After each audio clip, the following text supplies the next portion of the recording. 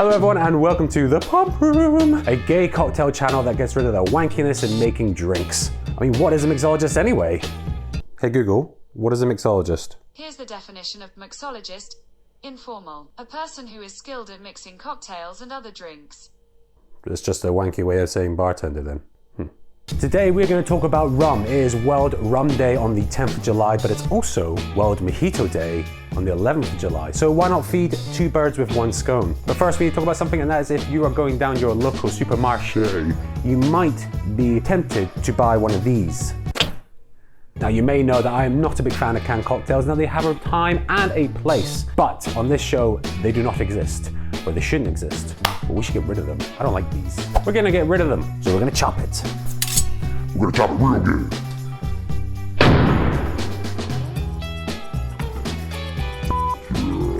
Just like Cressida. Chop! Machete! I'm gonna show you how easy to make a goddamn mojito. F the canned shit. You don't need it.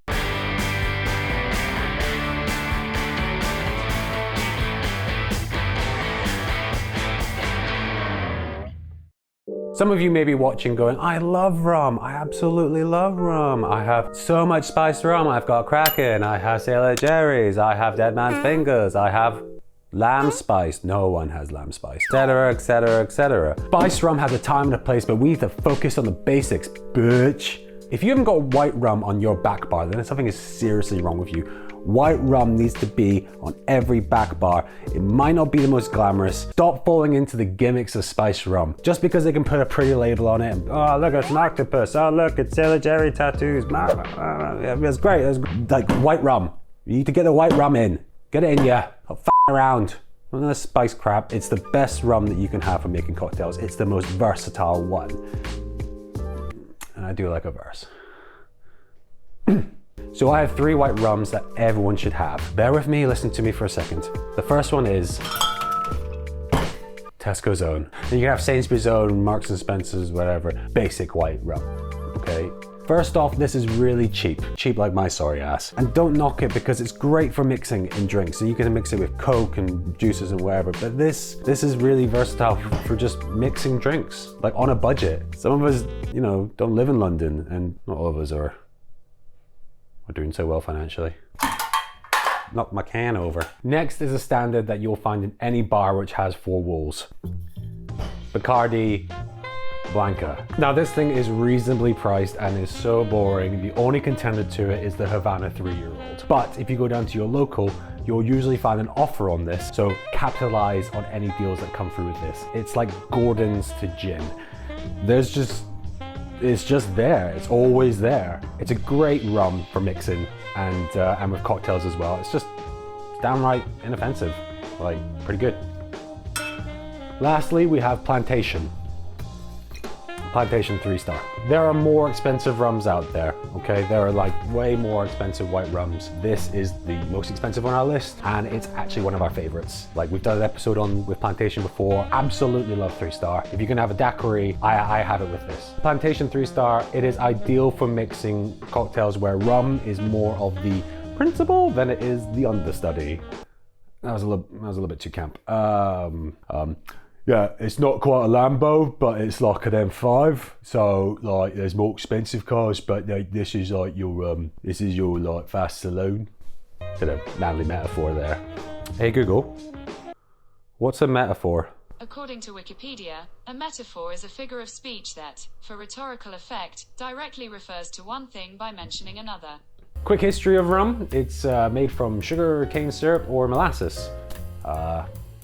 That's all I'll say about that. So let's crack these open and see if I can taste the difference between them, because that's what YouTubers do. We tell you what it tastes like, and we say what we feel about things, our feelings. Which one's gonna be the best? I can tell you Plantation 3-star is gonna be the best.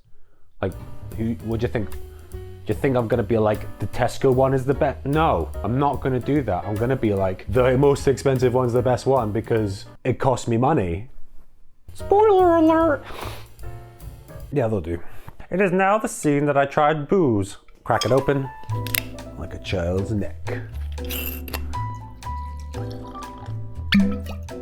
I mean, if that doesn't make you just want to be a pirate. Smelling notes. It smells like paint stripper. There's nothing much to it. You can tell it's cheap rum. It is like, you know, Tesco's White Rum. There's that slight burn on there, and there's not much flavor through. You can't taste any sweetness. There's nothing really coming to mind on it. Did I just eat a bag of barbecue beef hula hoops before I did this? Yes. Was that a bad decision? Yes. Not really much of a profile on there. Can't really complain. There are probably worse rums out there. You know, this one has a little bit more flavor to it. It's a little bit more floral. There's like less of a chemical sort of reaction in comparison to the Tesco's. Smoother. There's just a little bit more of a dynamic going on in there. The Plantation 3-star. Yeah, this just smells smooth. Plantation's like a triple blend, so it's coming from Jamaica, Trinidad, and Barbados, I believe. Yeah, Barbados, Jamaica, and Trinidad. It smells lovely. Anyway, I've not tried it yet. It's just phenomenal. It's like silky smooth and just more in depth on flavors. It feels like you're just like high definition on rum. I'm gonna use another analogy / metaphor. I'm gonna be like, this is VHS, DVD, 4K. Like, who had bets on Plantation winning? So the mojito, where does it come from? Well, I assumed it was just like a Cuban drink, done, dusted, really simple. First documented, or at least something very similar to the mojito, was first documented on Francis Drake's ship back in the 16th century. Now, Francis Drake was a profiteer, or a pirate, or whatever you want to call it. Bingo! First documentation of a drink similar to the mojito was on Francis Drake's ship, which combined the use of mint, lime, sugar, and sugarcane spirit or sugarcane juice. So probably not like what we have today anyway. So that was the first documentation of something that was similar to a mojito. Now, was it drunk like what we do now? No, it was not. It was a medicinal thing. They referred to it as the drac or drake. And it was used as a way of like medicine. Like that was it. But some say that it was the Americans that went down to Havana during Prohibition and brought across the mint julep, and that's what created the mojito that we know today. We know that the mojito is pretty much based within the Caribbean, and even if it wasn't from Havana or from Cuba, let's just roll with it and say that it is. Anyway, let's just cut to the chase. We're not here on a history lesson, we're here to make mojitos, we're here to make cocktails, and let's just crack on with it. Ali, stop talking, you big clap myself in, cause I'm all alone. I'm all alone. Cress ain't here. I don't have to wear my trousers. What do we need to make a mojito? First off, we need our rum, lime, mint, boom, or some people might refer to it as spearmint, but British mint, absolutely fine. It will work well in this. We're not gonna be importing mint and being really like wanky about it. I'm not going to farmer's market, bullshit. Simple syrup or sugar syrup. And we also need soda water and some crushed ice. Now you can crush ice, just get the bag of ice. Just get the bag of ice which says crushed on it and you'll be golden. Just get it from your Tesco's. No, just get it from your shop. Just get a bag of crushed ice. Do not use cubed ice. Please do not use cubed ice. You're better than that. You're better than it. Some of you will judge me on how I make these mojitos, but at the end of the day, it's all interpretation. The same ingredients are going inside it, so we'll go with that. Now, when are you likely going to use Tesco's White Rum? It is probably when you're going to a house party, or you just want to enjoy a quick little cheeky rum in the back garden or something like that. So we're going to have it made in our plastic cup. Tools you might need for this, and specifically the tool that you do need is a muddler. This is not a muddler, this is a small rolling pin that I got from the shop. So we're going to use it to muddle stuff. Example for you, you're at the barbecue, wherever, you might not have sugar syrup. So we're gonna start off with the worst possible mojito right now. What you need is some limes. Now I roughly put in 4. And what you want to do is cut the white bit off the, I think it's called the pith. Cut the pith off the lime. Why? Because it looks a lot better, Then we're gonna get some sugar. So if you go to a house party, you're gonna find some sugar somewhere. And what I would do is bring a bar spoon with you. Bring a bar spoon. Put in 2. Let's make it sweet. I'm gonna make it a sweet one. Yep, I know, I've already got judged. Already gotten judged for this so far. I know, we're doing it for everyone. And we're gonna just muddle it. We're gonna muddle it, get them juices out of the limes. We're muddling together. Let's muddle together. Friends that muddle together, stick together. They are nicely muddled. The next thing you need is mint. So it says with a mojito, you need about 10 to 12 mint leaves. We're gonna just grab a little handful. Get rid of the stalks, don't need them. I've not counted them, so your guess is as good as mine. But what you wanna grab, if you can, I call it a sprig. We're gonna grab this a little bit, keep that to the side for now. So I've got a handful of mint. Put it into don't crunch it up, just put it in a little clasp of your hand and you're gonna slap it. Put it in. Oops. Okay, now the next thing I'm gonna put in is my rum. I'm gonna put in 50 mils, which is roughly 2 ounces if you're American. 50 mils of white rum. Yeah, I know you can't smell it, but that mint is just so gorgeous. Now what I would do in this scenario is you're gonna churn it. So if you have your bar spoon and you haven't got a muddler, use this to muddle.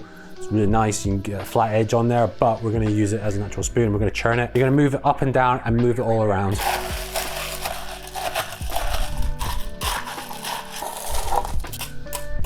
Right, and then you get yourself some soda water. Yeah, top up a little bit.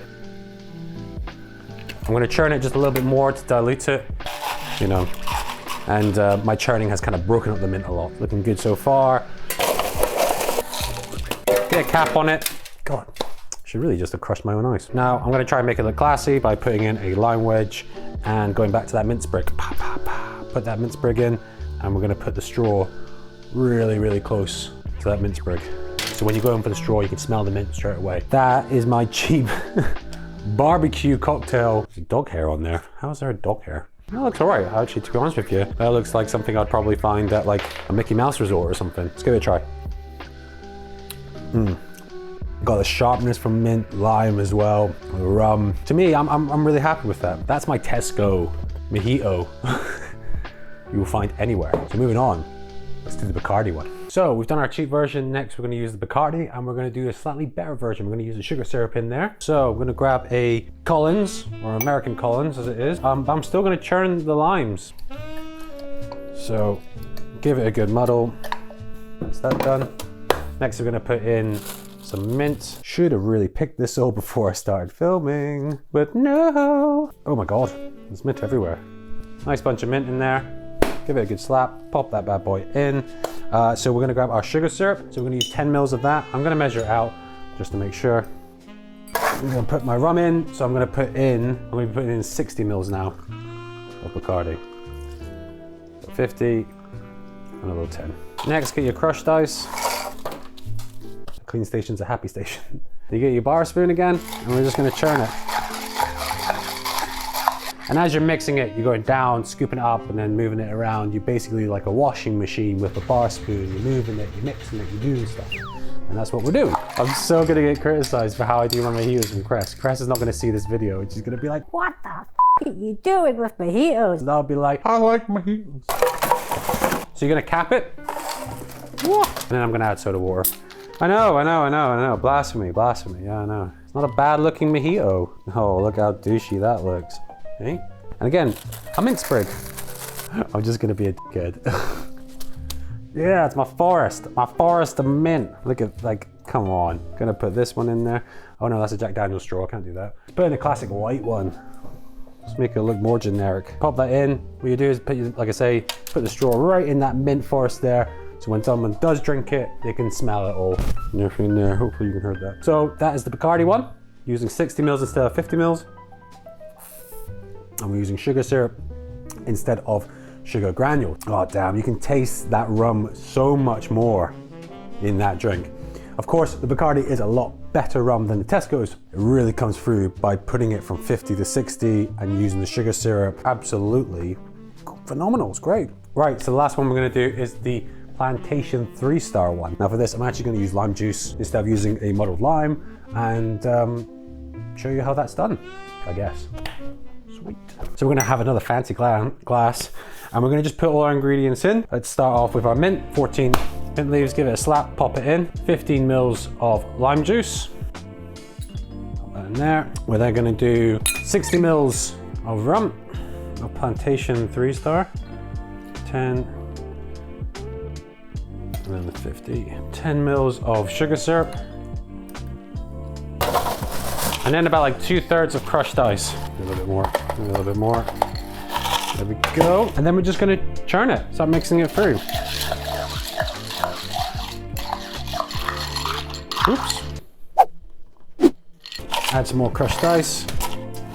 Put a cap on there. Clean your station. There we go. And don't forget, you need a forest of mint. Give it a good slap. Pop that in. Let's use a blue straw. No lime garnish, just that's the way it is. There you go. So I could have churned it up some more, but